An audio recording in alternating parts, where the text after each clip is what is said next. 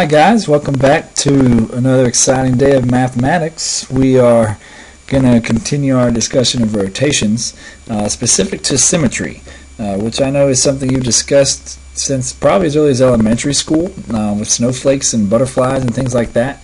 But I want to look specifically at a little more detail. Rotational symmetry is also known as radial symmetry, and the concept is simple, right? When you can rotate a figure around its center and it looks the same. Of course, that rotating it by an angle less than 360 and greater than 0, because every figure can be rotated by 360 and look the same. But for instance, if I look at this this triangle here and I pictured this being the center of rotation, you can see how if I rotate around in this direction, when this point, I'll call it A, lands here, then this point would land here, and this point would land back where A was, and it would be the exact same image.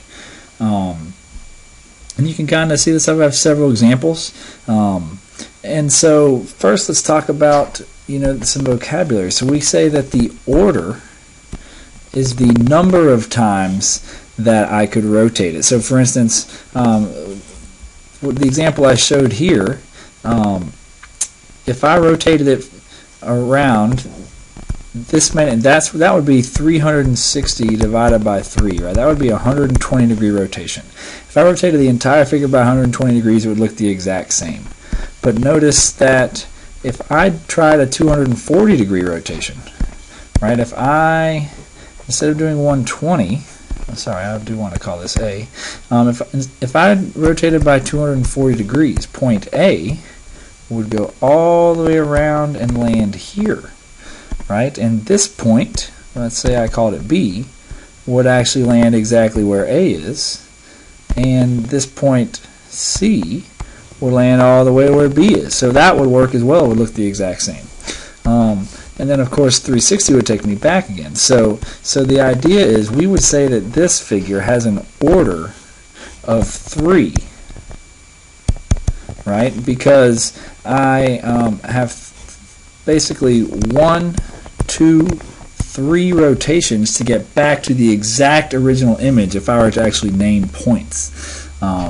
We can look here at this next figure. If I had this, whatever, I call it A or X or whatever point you want, P, then I could have 1 rotation, 2 rotations, 3, 4, 5, and 6 to get back to where I started. So the order would be 6. And notice, I know I picked that point, but it could be any point on here, right? Whether I chose that one.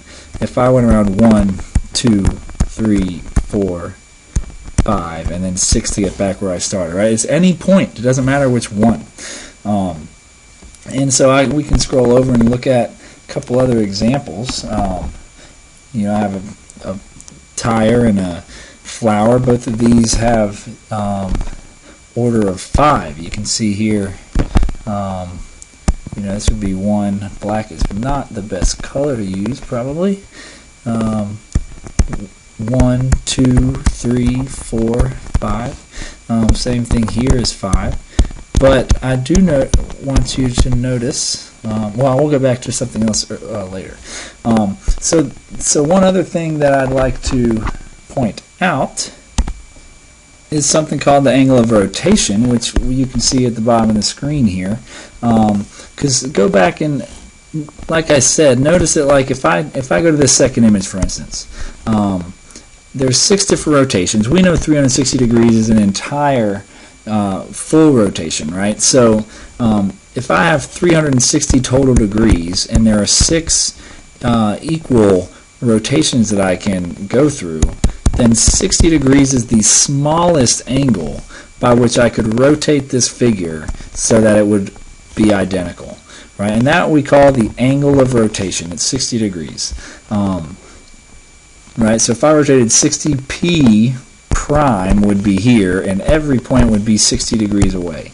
Now, like I said earlier, 60 is not the only angle that I could rotate by to get a congruent image, right? I could rotate by 120 degrees, and so let me actually clean up some of my writing because there's a lot going on here.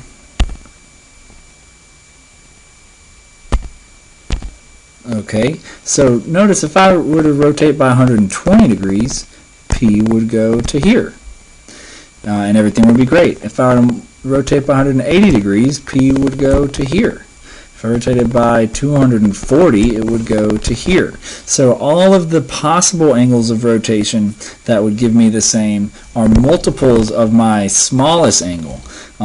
And so I do want us to understand that how I find the angle of rotation is simply by taking 360 degrees and dividing by the order, right? N equals the order. So whatever the order of rotational symmetry is, I can find the angle of rotation by dividing 360 by it. Okay, I want to take a look at this statement at the bottom here that says some of these figures above have reflectional symmetry and some do not. They all have rotational symmetry. So if you look at this triangle, I noticed that if I had a line of reflection right here and I reflected across it, it would be the exact same image. And I noticed I could do it the same thing over that line and over, whoops, that's a pretty terrible line. But you see what I mean? There are three of them here. The same thing would work for this second image, right? I have some different lines of symmetry, one there and one there and one here, and I can keep going. There's 4 and 5 and 6 of them. But then if I look at these two on the right, the same thing may or may not happen. So notice if I did try to draw a line, say right here, straight down, then it would be symmetric. Right, it would land on itself, and there are some others. But in this flower, it would not, right? Because of the way you can see kind of this tail, when I flip it, would be over here, and it doesn't exist over there. So I want us to recognize that just because there is rotational symmetry doesn't mean there is reflectional. For instance, just something as simple as an S. I could rotate this around here and it by 180 degrees and it would look identical, but if I tried reflecting across this or across this, it wouldn't work. So that takes us to something special. I want to talk about polygons real quickly. Of course we know what polygons are, but regular polygons are ones that have all sides and angles are congruent, right? They're equilateral, all their sides are the same length, and they are equiangular, are congruent. But they have an interesting property that they all have both reflectional and rotational symmetry. So you see here I have a pentagon. You can kind of see the rotational symmetry here. If I rotated by 360 divided by 5, which is 72 degrees, then it would be the same figure, right? It has that rotational symmetry, but it also has reflectional symmetry, right? I could draw a line straight down, basically a line from any vertex through the midpoint of the opposite side, and it's going to give me some reflectional symmetry. Same thing here with my hexagon, right? I have these different lines of symmetry. I can also draw them through the midpoints of the sides, and I'm doing a pretty rough job here of drawing these lines, but I also, again, notice that I could be rotating. I've got several figures here, an octagon, a triangle, and we can kind of see, right, this is always happening. I have these lines, but I also have the ability to rotate, and so again, the angle of rotation is always going to be equal to 360 over n. And notice that the number of lines of symmetry is always equal to n.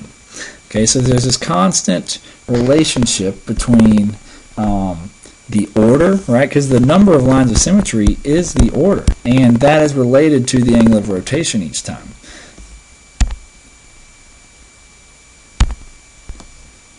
So you may be asked to answer something like, what is the order of the rotational symmetry of this figure? So in this case, my order would be 3. Or you might be asked to answer, like, what is the angle of rotation?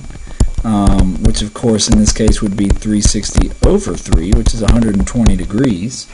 And of course you could be asked to draw any lines of symmetry, which is going to involve our vertices generally and midpoints of sides. So we could be asked any of these types of questions, and we're going to investigate these a little further in class and hopefully do some fun stuff with it.